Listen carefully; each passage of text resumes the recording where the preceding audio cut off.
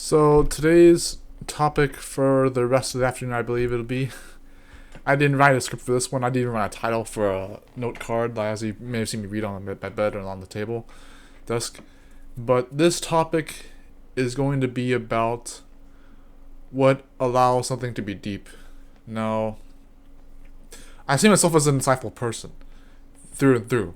I'm the kind of person whose insight isn't too unique. It's still unique enough that it's a very particular and has a way to cause alls and woes and woe nots, and then it's very particularly interesting. I like that my insight, without needing the confirmation from other people. Well, it's nice to have the confirmation from other people, but my insight by itself is something that I've treasured for a while, and I know that I'm very deep. I'm very well aware of that, even if self-aware. But my insight is very deep in itself. So what would make something deep or too deep? That could be perpetually subjective. I mean, I just made a video about that earlier, objective arrogance and subjective cowardice. But this is something that can, in some forms, be concrete. Because if something is deep, it means that there's either some mystery behind it or something that makes it more intricate and complicated and allows it to be fascinating in its own light. I only knew that my own insight was deep enough by its own measure because I knew that there were things that made me misunderstood and things that were not that met the eye, if I'm saying that right.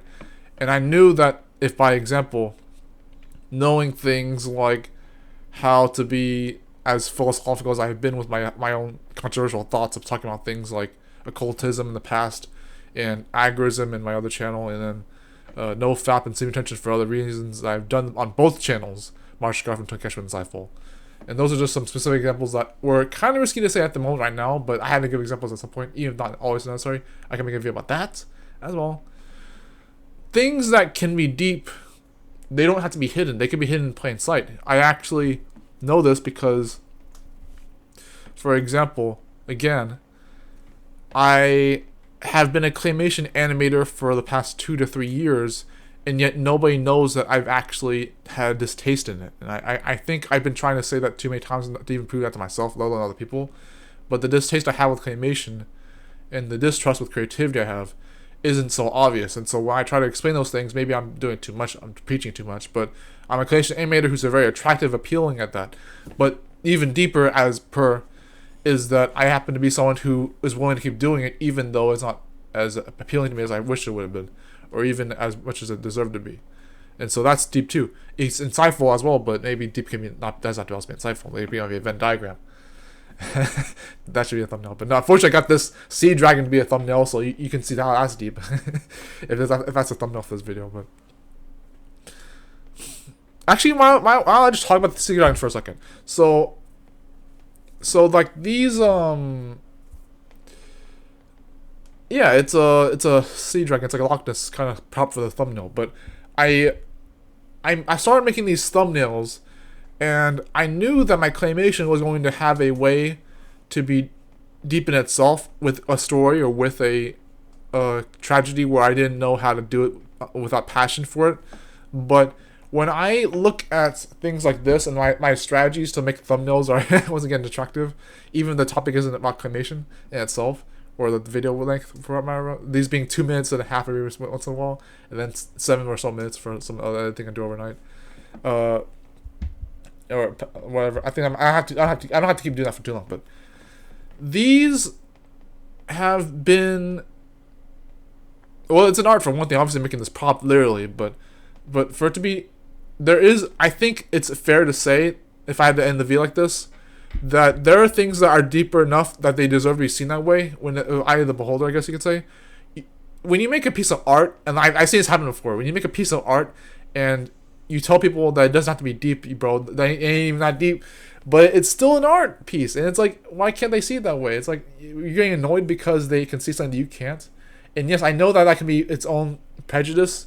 The insight can be prejudiced in itself, so if you have something you can see differently and use that as an excuse to piss them off, or use that excuse to be irresponsible. I mentioned the irresponsible insight thing a lot of times. Weakness and strength, I guess you could say. For me, at least. But when you can see something that other people can't, it can be a little bit controversial. Not only because you can still be in their way, but when you know how to do something differently than was expected, or even was the norm, or even was civil or lawful, then it does cause its own problems. Now, that's always one of the biggest concerns with insight, is that being able to do things in more than one way, even though the one way is the right way, supposedly, as per example, then you know that there's a reason to cut back on the shortcuts, even if they're still beautiful and interesting. And I made these claymation thumbnails because I knew that if my channel was going to want to grow at some point, if even the quality was going to matter at that point, or the niche, I didn't have to make these philosophical niche videos without the claymation thumbnails. Or actually, that's not what I'm doing right now, but the strategy I'm doing lately with the philosophy videos and the claymation thumbnails is deep, because I'm letting on a little more effort into a baby step thing that I can actually do, that doesn't have to be about the quality or my passions, and it could be a little bit of both, but that's kind of what I mean by that. So I'm not saying that's not improper, but if you can do the same thing in your own life, if you can find out what's deep or deeper in yourself, you will probably achieve your own insightful endeavors, and you won't have to compromise what's responsible with it, because if you know how to handle yourself better, you'll know how to handle things around you better. It's like breaking out of a prison with a scalpel. It's like if you cut the one brick in the middle, you get the other ones easier. I'm not saying you should do this, but the bricks around that should be easier to cut out, and that's because you, not only because you started, but because you found a way to build a foundation. I said this plenty of times in these past few videos. If you build a foundation like that, and you're consistent with it, it doesn't have to be consecration, but if you're consistent with that foundation, you can find a way out of most of any situation. And there is something that you find that doesn't have to be insightful or beautiful in my own light. The way I mentioned the acceleration of men and the omniscience of women. I said that at some point in some of my videos. It's a lot of my psychology input, but you know. Now I'm mentioning like the last 6 videos in one video, okay. But there is something that you really could do that does not be hidden from the world. You don't have to be the tiger in the woods that hides from everyone. You could be that person like me. Doesn't have to be insight, doesn't have to be a major undertaking of a responsibility or a tragedy you have a burden for. You could be that one person that knows their way around things and doesn't have to be lost all the time. Unfortunately, that's my case scenario, pretty much. But I still know what I'm doing most of the time if I can do everything with reason. But I talk too fast and talk too loud and yada yada yada. My communication skills are 50-50, as per my own perspective of that. You guys will find your own way. I don't see being deep as if it's only good, but I do think that the things that are deep enough that you don't find are going to be a misstep in themselves. I think if you find out what's missing, and you know that things are missing if you don't know what they are particularly as well, you're going to actually be more impressed by what you don't have to have. Ironically, I guess I said that in a weird way. I said that as kind of its own self-contradiction, but you're going to be both impressed by things that you don't have to have, and by I said that in another video before. I said like the inescapable thing or whatever. It's a 4-minute video about my purpose or whatever. Or my life story.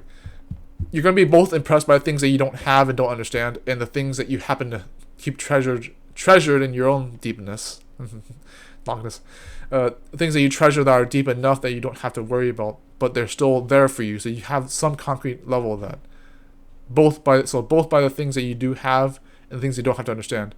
Even though the cliche of what you don't know that won't hurt you, but I'll go deeper than that, is that you don't have to have everything in stow for it to mean anything.